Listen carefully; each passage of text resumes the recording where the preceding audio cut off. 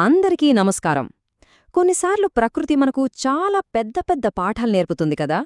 ముఖ్యంగా బైబిల్లో చూస్తే దేవుడు చెట్లు, విత్తనాలు, పండ్ల ద్వారా ఎన్నో లోతైన ఆధ్యాత్మిక సత్యాలు మనకు తెలియజేశాడు. అందులో ఒక అద్భుతమైన చెట్టు గురించి ఈరోజు మనం తెలుసుకోబోతున్నాం. అయితే బైబిల్లో ప్రస్తావించిన ఎన్నో చెట్లలో ఒక్క చెట్టు మాత్రం చాలా చాలా ప్రత్యేకం. అదే ఒలీవ చెట్టు. అసలీ చెట్టు ఎందుకంత ముఖ్యం? దాని వెనకున్న ఆధ్యాత్మిక రహస్యమేంటో చూద్దాం. ప్రాచీన ఇస్రాయేల్లో అయితే ఈ ఒలీవ చెట్టు వాళ్ల జీవితంలో ఒక భాగం. దాని నూనెతో రాజులను, యాజకులను అభిషేకించేవాళ్లు. దేవాలయంలోని దీపాలు వెలిగించటానికి అదే నూనె వాడేవాళ్లు. చివరికి వాళ్ల ఆహారంలో కూడా ఇది ఒక ముఖ్యమైన భాగం. అంటే వాళ్ల జీవితం దానితో ఎంతగా ముడిపడి ఉందో అర్థం చేసుకోవచ్చు. సరే, అసలు ఈ విశ్లేషణకు మూలమేంటో చూద్దామా? బైబిల్లో కీర్తనల గ్రంథంలో ఒక అద్భుతమైన మాట ఉంది. నేను దేవుని మందిరమందు పచ్చగా ఉన్న ఒలీవ చెట్టు వలె ఉన్నాను. ఒకసారి ఆలోచించండి, దేవుని బిడ్డలని పచ్చగా ఉండే ఒలీవ చెట్టుతో పోల్చటం ఎంత అద్భుతమైన పోలిక కదూ! మరి ఈ పోలిక వెనుక ఉన్న లోతైన అర్థమేంటి? దేవుని మందిరంలో ఒలీవ చెట్టులా ఉండడమంటే బైబిల్ చెప్పే నిత్య విందుకు సిద్ధపడటమనమాట. అంటే దేవుని ప్రజలు ఎప్పుడూ జీవంతో తొణికిసలాడుతూ మంచి ఫలాలనిస్తూ ఆయనతో జరగబోయే ఆ శాశ్వతమైన వేడుకకు రెడీగా ఉండాలి. ఈ ప్రయాణంలో ఒలీవ చెట్టు మనకు 4 చాలా ముఖ్యమైన పాఠాలు నేర్పుతుంది. ఈ సత్యాలు మన ఆధ్యాత్మిక జీవితాన్ని సరిగ్గా నడిపించడానికి ఎంతగానో ఉపయోగపడతాయి. అవేంటో ఇప్పుడు ఒక్కొక్కటిగా చూద్దాం. సరే, మొదటి ఆధ్యాత్మిక సత్యంలోకి వెళ్దాం. ఇది ఒలీవ చెట్టుకున్న ఒక భౌతిక లక్షణాన్ని మన ఆధ్యాత్మిక జీవితానికి ఎలా అన్వయించుకోవాలో చెబుతోంది. మామూలుగా చూస్తే చాలా చెట్లు కాలం మారగానే ఆకులు రాల్చేస్తాయి. కాని ఒలీవ చెట్టు అలా కాదు. ఎంత ఎండైనా, చలైనా, కరువైనా ఎప్పుడూ పచ్చగానే ఉంటుంది. అది స్థిరత్వానికి, సహనానికి ఒక గొప్ప చిహ్నం. అలాగే దేవునిలో విశ్వాసం ఉంచిన వారి జీవితంలో ఎన్ని కష్టాలు, సుఖాలు వచ్చినా వాళ్ల విశ్వాసం మాత్రం స్థిరంగా ఉండాలి. ఇదే విషయాన్ని బైబిల్లోని ఈ వాక్యం ఇంకా బలపరుస్తుంది. వయసు పైబడినా సరే వాళ్లు ఫలాలనిస్తూ పచ్చగా, తాజాగా ఉంటారని చెబుతోంది. అంటే దేవునిలో ఉన్నవాళ్లు ఆత్మీయంగా ఎప్పుడూ తాజాగా, ఫలభరితంగా ఉండగలరన్మాట. కాబట్టి ఇక్కడ మనం నేర్చుకోవాల్సిన మొదటి పాఠమేంటంటే, ఎలాంటి పరిస్థితుల్లోనైనా విశ్వాసాన్ని గట్టిగా పట్టుకునేవాళ్లే దేవుని మందిరంలో పచ్చని ఒలీవ చెట్లలా నిలబడతారు. ఆ నిత్య విందుకు సిద్ధంగా ఉంటారు. ఇక రెండవ సత్యానికి వద్దాం. ఇది ఒలీవ పండు నుంచి నూనె తీసే ప్రక్రియ గురించి.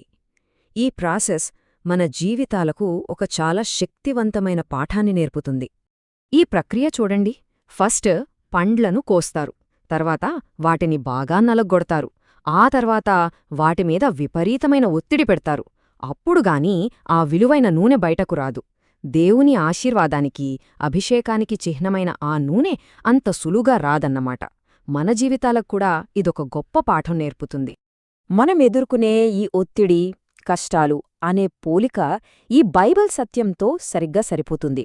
చూడండి, మన జీవితంలో వచ్చే కష్టాలు మనల్ని నాశనం చేయడానికి కాదు, మనలో దాగి ఉన్న దేవుని కృపను, మహిమను బయటకు తీసుకురావడానికే.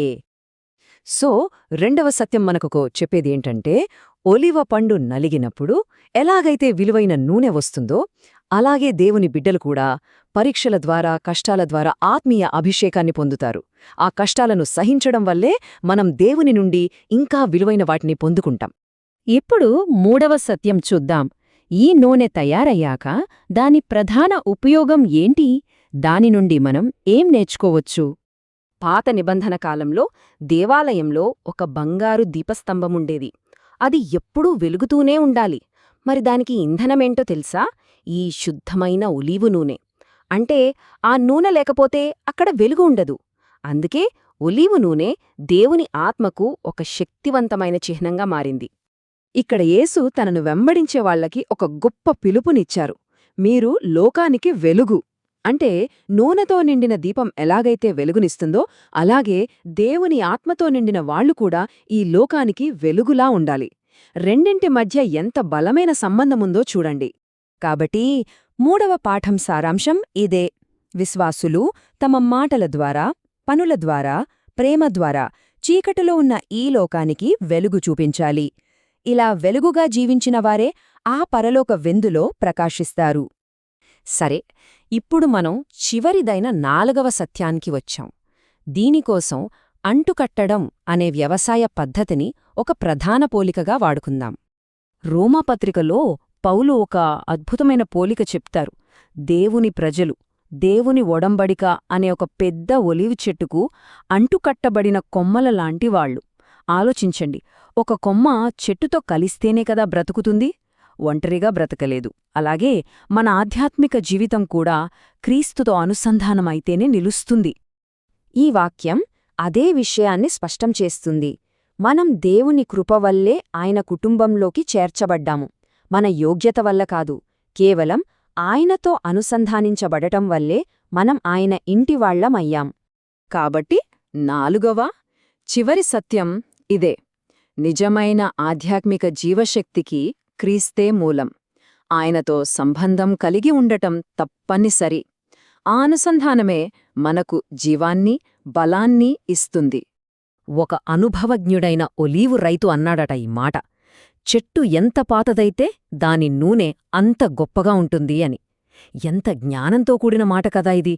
కాలం గడిచే కొద్దీ నూనె ఎలాగైతే మరింత విలువైనదిగా మారుతుందో, అలాగే ఆధ్యాత్మిక పరిపక్వత, సహనం అనేవి కూడా కాలంతోపాటు మరింత గొప్ప విలువను సంతరించుకుంటాయి. ఇప్పుడు మనం నేర్చుకున్న ఈ 4 సత్యాలను మన జీవితాలకు ఎలా అన్వయించుకోవాలి? దానికోసం కొన్ని ప్రశ్నలు వేసుకుందాం. ఈ ప్రశ్నలు మనల్ని మనం పరిశీలించుకోవడానికి, ఈ పాఠాలను మన జీవితంలోకి తీసుకోవడానికి సహాయపడతాయి. ముగింపుగా ఈ శక్తివంతమైన వాక్యంతో ఈ విశ్లేషణను ముగిద్దాం. దేవుడు మనల్ని ఈ లోక జీవితం కోసం మాత్రమే కాదు, ఆ నిత్య విందు కోసం సిద్ధం చేస్తున్నాడు. మనం నిజంగా ఒలీవ చెట్టు ప్రజలుగా ఆ శాశ్వతమైన వేడుక కోసం అభిషేకించబడిన వారిగా ఉండడానికి ప్రయత్నిద్దాం.